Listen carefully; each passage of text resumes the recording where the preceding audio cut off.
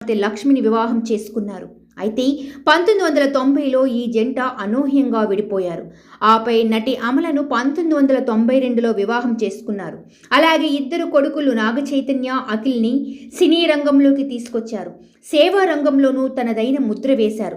Blue cross of Hyderabad వ్యవస్థాపకుల్లో ఒకరుగా జంతు సంరక్షణ, జంతు హక్కుల కోసం పోరాటంలో తనదైన పాత్ర పోషించారు.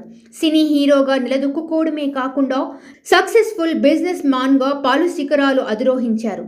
నాగార్జున కెరియర్లో అద్భుతమైన చిత్రాలు ఉన్నాయి.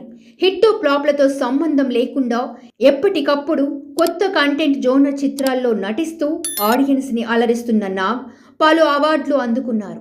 నిన్నే పెళ్లాడతా చిత్రానికి ఉత్తమ తెలుగు చిత్రం నిర్మాతగా, అన్నమయ్య సినిమాకు నటుడిగా స్పెషల్ జ్యూరీ విభాగంలో జాతీయ చిత్ర పురస్కారాలను అందుకున్నారు. అన్నమయ్య, సంతోషం, శ్రీరామదాసు, రాజన్న